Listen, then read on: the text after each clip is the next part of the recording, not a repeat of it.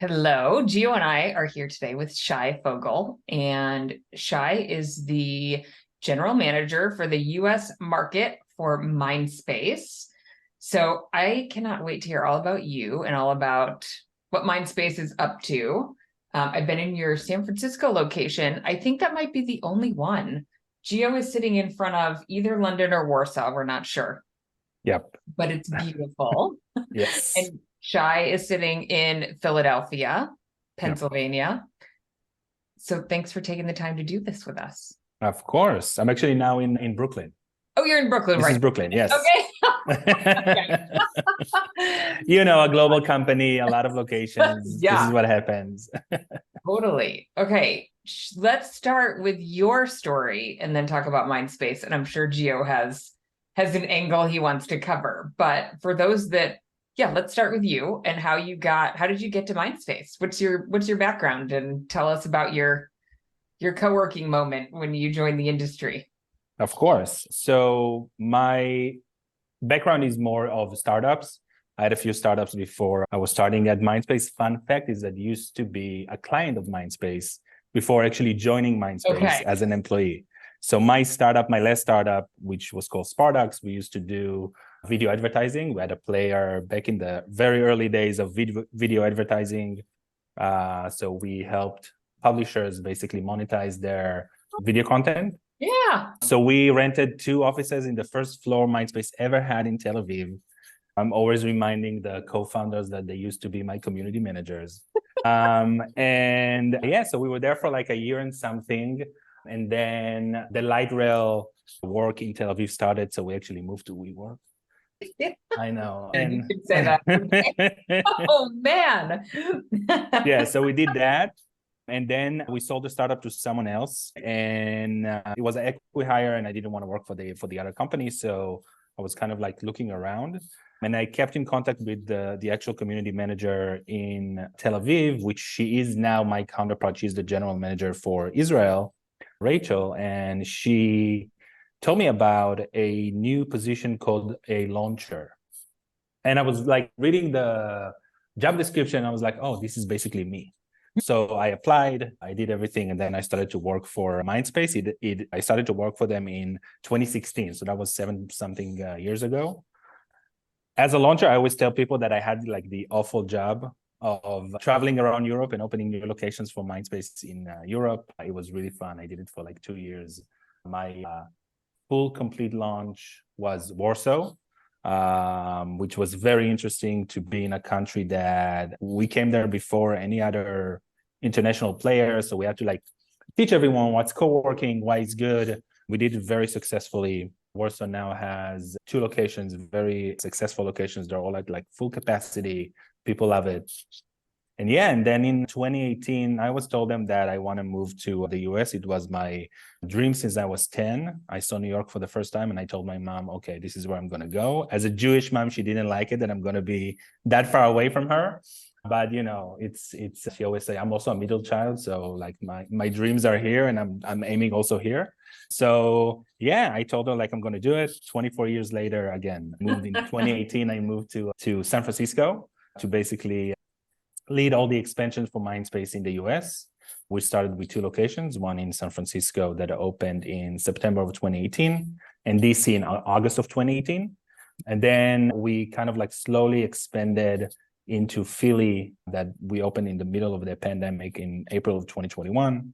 And also in 2021, we announced a $72 million round of funding for expansion globally. And then in the US, we launched this year Brooklyn, which is where I am now, in July of 2023. We opened the first location in Miami in September, and we're opening another one in Miami in December. Wow. Yep. And here we are. You're on the move. Yeah. Yep. Okay, tell us about Mindspace. I interviewed Dan on my Everything Co-working podcast. I was just looking in February of 2020. So wow. Right before everything changed, but that was a long time ago. I feel, I always feel like, oh, that was just yesterday.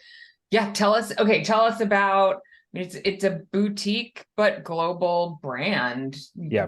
Tell us more. Yeah. So Mindspace, next year we're celebrating 10 years. Founded in 2014 by Dan and Yotam, our co-founders in Tel Aviv. And it is a boutique company in the sorts of that we're not going to expand super fast, very broad. We're doing it very specifically in very particular areas. I think one of the things that I get asked that a lot is like, we're profitable since 2019. In our industry, being profitable companies is very hard. And I think one of the things that really helped us is the way that we're actually doing business. One of the things that we're doing is that we are getting a location. We want to make sure that we actually can make money from these locations, so it will actually pay for the next location. This is how we expand throughout the world. We're currently now at, I think we're finishing this year or beginning of Q1 with 50 locations globally. Also, I think one of the things that Mindspace is really good, other than our beautiful design, we have our own architects and design team. Most of the furnitures that are in Mindspace are custom made for us by vendors that we have in Europe that ship everything to the US. We're very big on design and art and all of that. So I think this is also something that is very unique for Mindspace, and this is what we also call ourselves like a boutique company. And I think one of the things that I get asked a lot about COVID and how did COVID actually, how did you guys stay profitable? And I think one of the things that actually helped us is that our footprint in the US was, small. We only had 2 locations pre-pandemic. We opened 1 during the pandemic. And I think that the return to office that happened in Europe and in Israel was way faster than anything else that we experienced here in the US. So I think that helped us a lot. And also the knowledge of what do we actually need to do in order to make it in the US, and how can we make sure that we keep the same experience that our European or Israeli clients get in the US. So I think this is part of why Mindspace success story is that, and why our expansion is maybe a little bit slower in the US, but it's done with a lot of thought behind it. So I want to step back, and I've got a question. I mean, so the GM designation means a lot of different things, right? Typically, when I think of a GM in one of these co-working spaces, it's the person that runs the space, right? For you, and help me clarify if I got this wrong, as the GM, you basically manage the entire country, correct? Correct. So you kind of want to talk about what that role entails, because when I met you was in DC, in the Heinz building. I think it's the Washington Herald or Times Herald Washington building. Post. Yeah. Oh, there you go. Washington Post. Yeah. Different newspaper. Same. But either way, you want to talk about how kind of how that role has evolved now that y'all got multiple locations kind of throughout the US, and what your day-to-day role is. Yeah, of course. So if you take my position, it's basically like a managing director for North America, let's say. I manage everything from searching for new locations, so real estate, to the actual operations of all of our locations throughout the US. That means KPIs and sales team, and making sure that we're setting that and we're doing everything, working with the broker community, working with all of our community managers to make sure that they have everything that they need to, because it's we can bring people in, we need to make sure that people actually stay. So all the programs and everything, marketing, finance, you name it, it's, I have the gray hair that, that it made me become more grayer because of that. So it's basically the in a way, it's kind of like the CEO of the US company without, the privileges of a CEO. And what's your favorite part of that role? I think that traveling between locations, I think that it's very interesting to see how different the communities in each locations are, and how it all, at the end of the day, comes down to the community managers. I think that there's in the co-working industry, we're talking a lot about community.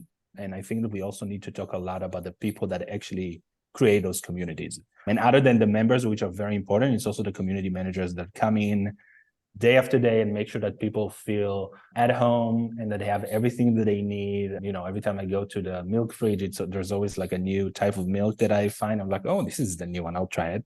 And it's all the little things that they do. So it's mostly the traveling. And, it's always, as the entrepreneur that I am, I always look at expansion. And I think that looking at growth and expansion and creating those plans is something that is pretty amazing in my job. Yeah. And so that being said, kind of leading into that is, what does that look like, right? There's been, over the last 4 years, there's been a lot of changes to that, whether it be the team that's leading it, the types of deals you're looking at, the landlords the conversations evolved and changed overall, but how's it changed for you and Mindspace and the strategy behind that?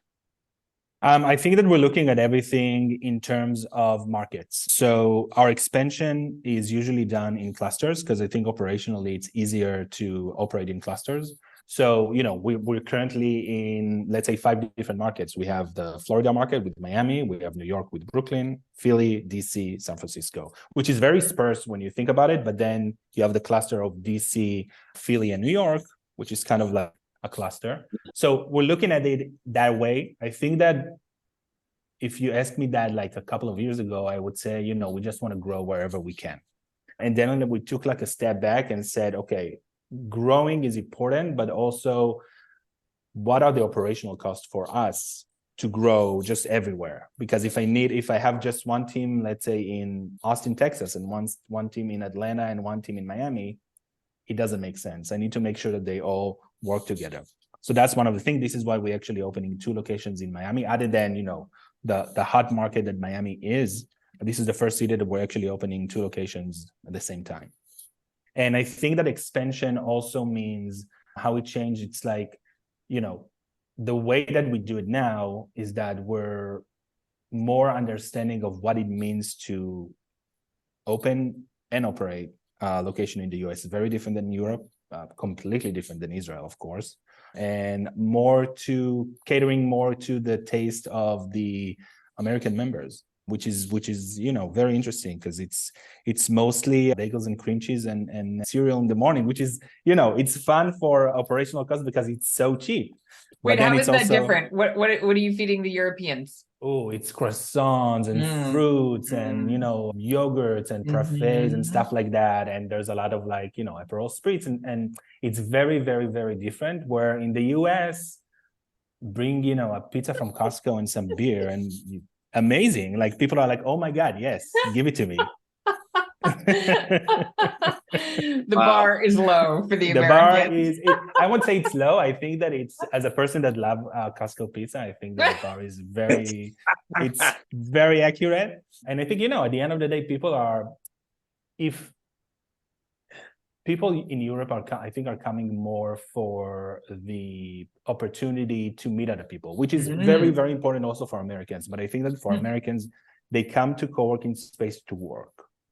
Whatever there's beyond work, sure, it's something that everyone will participate. But I think the main idea for Americans is to work, and I think that having all the curriculum things are important. But I think that we also need to understand that at the end of the day, we're providing a space for work for people, and I think that Americans grasp it in a very specific way, which is very similar to Israelis. So this is the nice connection that I think again, in terms of, if you look at work ethic, like how many hours Americans actually work and how many days Americans do not take as vacation days, it's very similar to what we have in Israel. So I think this is why, with Europe, you have a lot more of that.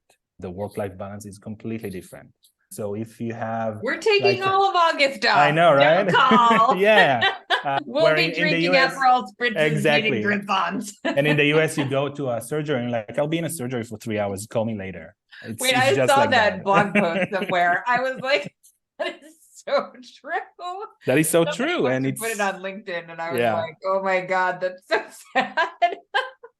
My God. But yeah, it's interesting to see the differences between the communities we have in Europe and the communities we have in the US. At the end of the day, the plan is the same plan, and the community team actually listens to the members and they tell them exactly what they need, and we just make it happen.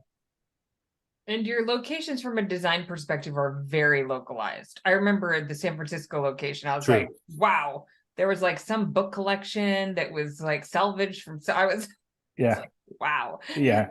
So they're boutique and, you know, very localized. The space, and they're beautiful. I mean, yes, I figured you had your own internal design teams. I mean, they're just really, really Yeah.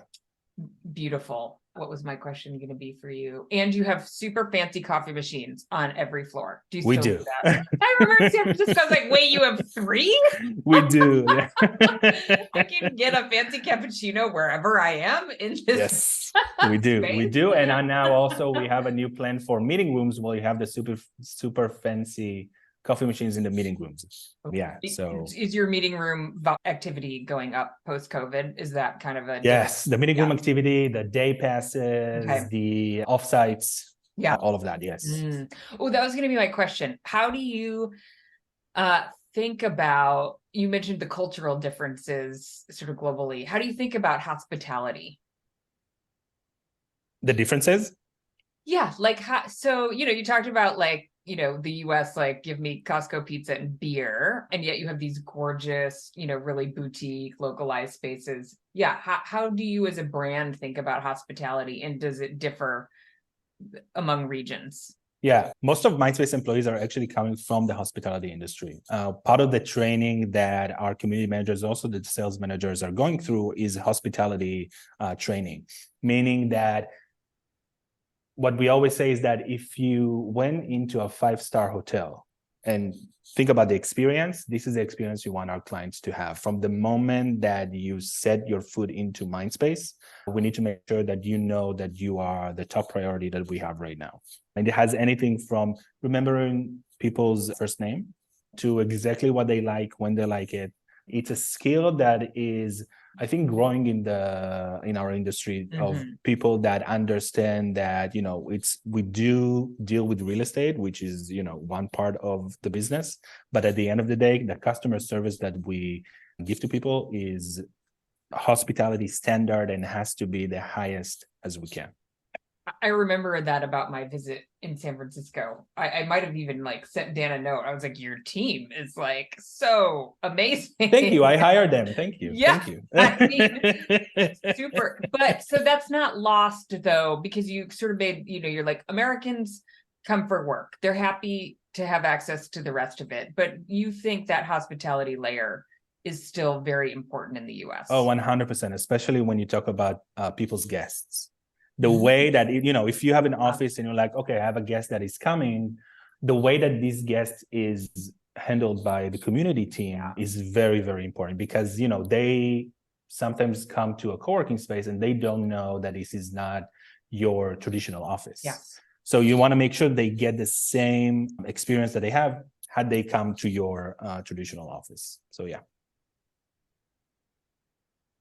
So part of what there's continued to be an evolution of kind of the offerings by different product types, right? I use hotels all the time, and I'm going to use the Bonvoy word because Jamie loves it.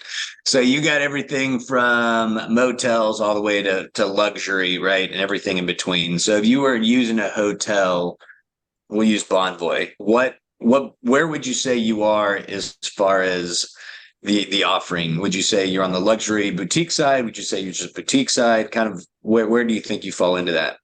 Yeah, we're more on the high-end luxury boutique ones.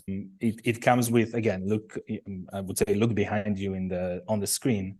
It's exactly that. If you go to, for example, to any of the Hoxton hotels, the design is very similar to Mindspace. Our CEO, Dan, loves the Hoxton. So it's kind of like falling in between that design. It's not as boho chic as the Soho House, but it is kind of like the mix of both of them. You can see it also in our pricing. Our pricing is a little bit higher than what you usually in the industry. And it comes with the service and the experience that you usually get in boutique hotels and high-end hotels. And this is why it's like that. We always say that, you know, you can always go to somewhere cheaper, but at the end of the day, the experience that you get is worth the money. My dad always says that, something cheap will cost you more later. So I say just pay more upfront and you get the experience that you want. And you're, Yeah. wait, real quick, location strategy, always CBD? We are a CBD focused company. Yes. And that has not shifted. That has not shifted. Sticking with it. Okay. Yep. Go ahead, Gio. So as far as your deals with landlords, I know that's even changed a bit. I mean, let's talk about what that deal structure looks like and how that's kind of evolved. Obviously, more and more operators are trying to get on the management side of stuff. In most cases, I tell people it's some type of JV, right? There's some type of risk mitigation that the landlord's doing, but also the operator. So what does that deal structure look like that you guys are trying to achieve?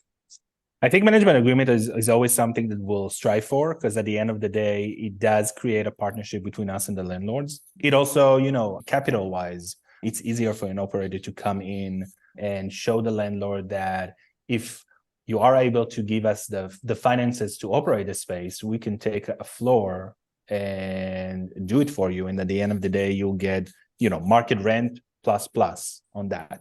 In other locations, we have two management agreements in the US, the one here in Brooklyn and the one in Philly, both of them with the Rubenstein partners. And then we have some that are hybrid and some that are traditional leases. I think that it all depends on the physical location and what we can achieve from it. Sometimes we'll do a management agreement on the office part of a floor, but not on the event space part of the floor, for example. Another kind of like venture that we started a year ago, we call it Host, which is basically hosting events at Mindspace. We're creating internal event spaces and create additional revenue from the location, because at the end of the day, we do have a physical location that are usually very central. So people like to come here and do events. So again, deal structure can be everything from anything. We'll always, to be more capital conscious, we'll always strive for management agreements. But at some markets, in some opportunities with very specific landlords, we'll go the other way. Yeah, so it's basically based off of how comfortable y'all feel with the market and an asset and everything around that. Exactly. Yep. Jamie? I'm looking at event spaces. I'm just trying to, I'm like, and are people spilling wine on your beautiful furniture? No, I see. Yeah, I was just looking for some photos of what their event space looked like. But I think it's interesting too. I mean, that's an evolution. I would have initially thought like maybe event space is not a fit for your business model, which is, you have these gorgeous spaces that, beautiful design elements and, lovely furniture. But I'm looking at some of your photos. And I also think like your aesthetic is, well, like the Hoxton, like not homey, but comfortable. Yeah. Or hotel. So I could see people like, yeah, I totally want to throw an event here. I'm just looking at you like pop-ups. It's beautiful dinner space that is not corporate at all. I don't know. This might be DC. Rooftop party, workshop, photo it's like really sort of stepping out and saying like, let's integrate, more things that people want to do in a physical location, which I think is super smart, but also stretches, the operational requirements, right? Like managing workspace is one thing, and then, an event is a completely different operation. Yes. Yeah, it's funny because Philadelphia was the first location we actually created an internal event space and created like a whole business plan around that. We had in that location anything from class type events to Christmas parties to even a wedding, like to that point. So it's everything from anything. It's just what you want to have in your space. Basically, you're saying like, if I detach the event space from the actual space. And what we have in Philly is that the event space is looking into the space, but it has its own doors, its own entrance. So we can basically make money out of events during business hours while the rest of the space is working. When in other locations, when we don't have that, we're only doing events after hours because, members are working all day. It's a completely different operations. And we're also bringing people that are from the event industry to sell events, because it's very different to sell an event than to sell an office. We are working with our own vendors for anything that has to do with, furniture rental, to sound, to catering and photography.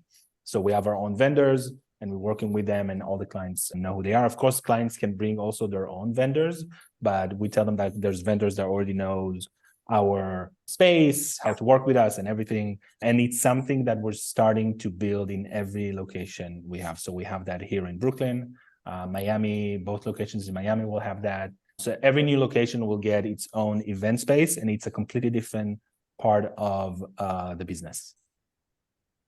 Yeah. 100%. Yeah. Yeah. Interesting. And I think just an evolution of the model that makes sense for where we are today. Yep. So first question, from a personal standpoint, I was like, where is this going? So as a child, how would you describe yourself? Ooh, I was a pain in the ass, I think. I was the one asking questions. So I grew up in a religious family, Jewish religious family. Everyone in my family is still religious. I'm not. Again, I'm the black sheep of the family. But I was asking a lot of questions as a child, with regard to why some things are like that and not other ones. I also had my personal battle as a gay person to ask those questions. And I think at the end of the day, my mom always says that I'm the child that she knows that if she put me in the middle of the desert, I can get my way back. I'll get back like very fast. While my brother and sister will probably take 40 years. But yeah, I think I was asking tons of questions. And So you're very inquisitive. Yeah, my mom is a teacher. She loved that at some point, but at some point she was like, can we not today? Like I need a rest. Yeah. And so how's that evolved to where you are today? I mean, are you still very curious and is that still what you would say you are? Yeah, I think I'm that person in the company that always asks, but why? Like if we're doing something, like what is behind that? I think this is why I'm able to influence a lot of the decision that we're doing here at Mindspace, because at the end of the day, you always have to think about, it's not only the US market, it's not only a very specific market. You have to think about it globally and what the effect that has on the whole company. So I'm asking a lot of questions. I was always that person to kind of like try to understand the meaning of everything. Sometimes I'm for sure like overthinking stuff and asking way too many questions, but I rather have that than not asking questions at all, and then I don't understand. And I'm just I'm just doing stuff just because I was told. So yeah. So how does that allow for you to look at your team as you hire people, as you work with them? Yeah, I think my team is one of the things that I'm most proud about of everything I did at Mindspace. It's basically, first of all, they're way smarter than me, way better than me. They challenge me all the time, and they're the one asking all the questions. I decided not to have kids, so for me, they are my kids. So I kind of like guard them like a parent.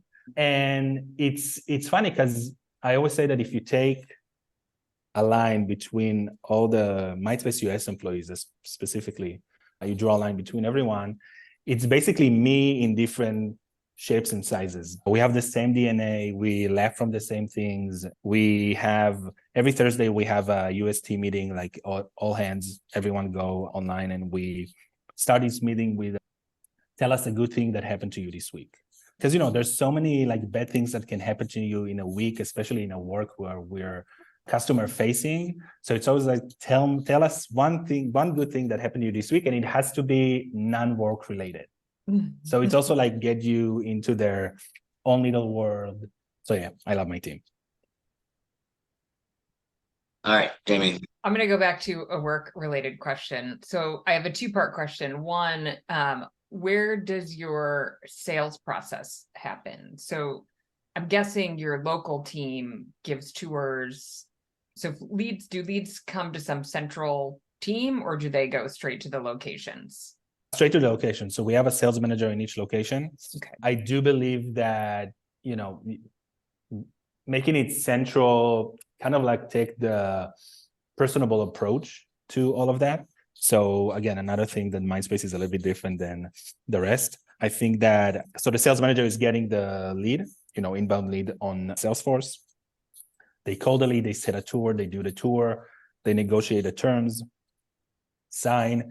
And then also throughout the member journey in Mindspace, they still stay in touch with this member to make sure that everything is okay. Do they need to expand? Do they need maybe to reduce some workstations? And then we do all that. On top of that, they also do outsourcing.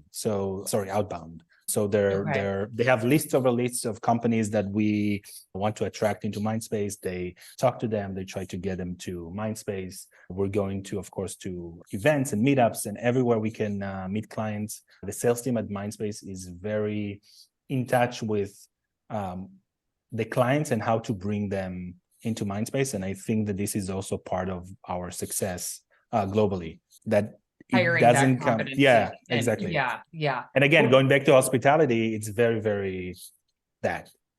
Well, that was the second part of my question. So Liz posted, a post on LinkedIn yesterday, and I didn't actually read the whole thing, but her punchline was, we get categorized as a real estate company, but really we're hospitality, which I totally agree. Except it was thinking about like the tactics of like the sales process, for example. Like I wonder if you do you talk about hospitality on your tours? Because she was like, real estate is like, you buy it, you sell it, you're transacting. That's not what we do. Yes, but we do sell offices, and you know what I mean? Like, we're selling a physical sort of space. That's technically what we're selling. I mean, when you walk into a Mindspace, that's not all you're buying. I mean, I exactly. If it was a little closer, I'd be like, take my money. I'm coming every day.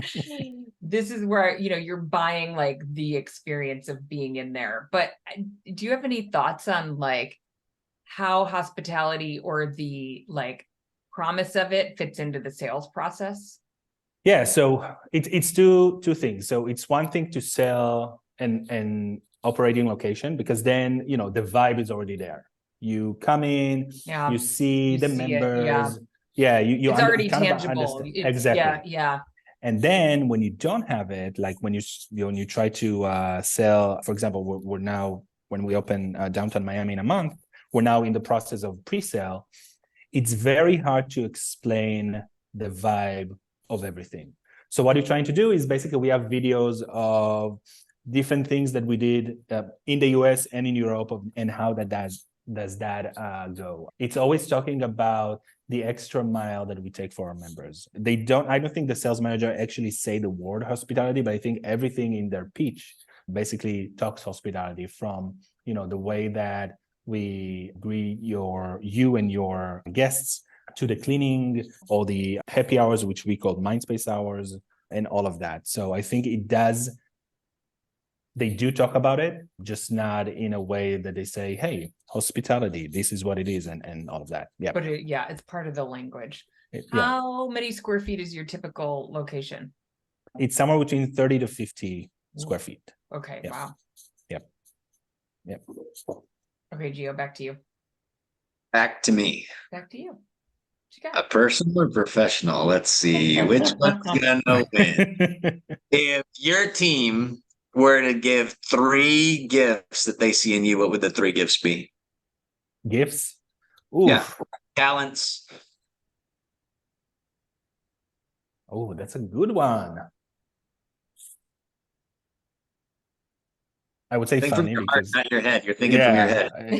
I think funny, because I'm always trying to make them laugh, even in dark times. So your humor. Humor. Yes. Okay. Oh, this is very good one. My team. Gifts. Well, the meaning of my name is a gift, so that's one. In Hebrew, the meaning is a gift. Ooh. I know. I think I'll cheat, but this one doesn't count. You're resilient, right? I mean, you've had to be resilient for the yes, last 4 7 years. years, your whole life, right? Your whole life has been, right? You, like you said, you were an outsider, even within your own family to a certain extent. So it's taken a Yeah. lot of resilience. Yep. Yep. It is. And maybe stubborn. I think that's, yeah. Other than, being a tourist, I'm 100% that person that will text you to death until I get the answers that I want. I'm persistent. You're persistent. Persistent. Yeah. That's another one. I always say that when I interviewed for Mindspace, it took a long time. It took about 3 months. And I literally texted Dana, she's today the VP of HR for Mindspace, but then she was just a recruiter. And I was texting her every day. So what's going on? What are the next stages? What are the next stages? What are we doing? How can we get me in? Yeah. And she was like, you know what, you hire, just stop texting me. It's either was that or, a cease and desist. So yes. Well, I'm curious, part of that, it probably plays into your entrepreneurial spirit. And you've started a company, but now you're working for one. And it does sound like you have the kind of role that is a fit for an entrepreneur. But is there ever tension for you around being inside of a company that, do you think you'll ever do something on your own someday? My mom told me to never say never. However, it is, being an entrepreneur I think it's something that you are born with.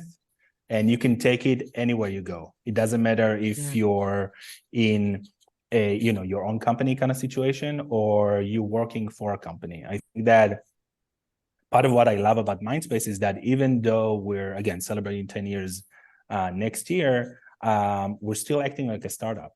The fact that I am, the general manager for Mindspace US, it doesn't mean that I won't go and set up a happy hour or go in and sell an office or, meet with big landlords and present Mindspace. I can do everything and anything. And I think that this is something that wherever I go in my career, I'll take it with me. And I think that it is very, very important to also be humble in that. Some people are like, oh, this is, below my pay grade to sit at the front desk and check in people. I'm like, that's fine. If everyone is doing that, let's do it. I'm here. I know how to do it. I literally build it. So yeah. He reminds me of Kenny Kane. Have you ever met Kenny Kane from FirmSpace? No. Yeah, he's kind of similar. We interviewed him for the podcast and he was like, sometimes I fix the toilet still. Sometimes I, clean the furniture, whatever it takes. Yeah. They just don't like when I take over the music, because then it's like Taylor Swift all the time. And they're like, okay, can we not? So kind of a mixture between the real estate and the operations side. I remember kind of early on when we were working together and trying to figure out different deals, the cost of build out, back to your point of everything is kind of imported in, right, was a big part of it. So how have y'all adjusted to the cost of construction, to the cost of design and build out and all those things during the last couple of years? Yeah. So what we did is that we together with our vendors in Europe, we find a matching vendor here in the US. So part of the CapEx is basically eliminated when you don't need to ship things in. Same things with, general contractor and everything that we do in the US to make it more localized. Another thing is all the art that we have. We used to bring everything from Europe. In Germany, we have a huge now you just buy warehouse. It from Costco. No. Yeah, right. No, in Germany, we have a huge storage warehouse with like tons of pieces of art that are being shipped in different places around the world when we need it. We now have, I think, 95% of the art that we have in our locations coming from the US, being sourced locally in the very specific area where we open. For example, the Miami locations, our art and design person went to flea markets and stuff like that around Miami or Florida, just purchased everything. And here in Brooklyn, they went to Jersey because it's way cheaper. And it's right here. But yeah, we mostly localized everything to make sure that, especially when we come to landlords and we tell them, hey, let's partner and it's basically a management agreement. We want to make sure we're not spending too much of their money because we are bringing stuff from Europe. In some cases, when we see that, and Dan, our CEO, is very dedicated to that, if the quality is not what we're looking for, yes, we will bring it from Europe, because if we can find a better quality over there. But most of the time, you can find really good things that are made here in the US. Yeah, because I know that was a big deterrent on trying to get, landlords to kind of push forward on some of these numbers. Everyone's tightened things up. So it's good to hear that y'all continue making those changes. All right, Jamie, last question, all yours. Oh, okay. Ready? What's your karaoke song? Ooh, Since You've Been Gone, Kelly Clarkson. Ooh, Wow. I can hear it. Nice. Rolls it right off. I may have won a few contests with that song. I may have won award-winning. It's an award-winning karaokeist. Yeah. All my family is very musical. Ooh. I don't know how to. My mom is a gifted musician. She can play any instrument. Wow. I have zero knowledge of any instrument, but my voice is better, so I'll take it. I love it. All right. Thank you for taking the time to do this. We appreciate it. Thank you guys. Really great to get to know you. And I love the Mindspace brand. So great to get to know more about that as well. Thank you so hopefully much, guys. We'll see you. Let's see, GWA in Phoenix. Do we know where Juicy is yet? Are you going to give us No, nothing. No. I try to catch him off guard just to see if he'll drop a hint, but he's not. Yeah. But yeah, of course, in the next one, I'll be there. GWA and Juicy for sure. Sounds good. Thank you, Shai. All right. Thank you, guys.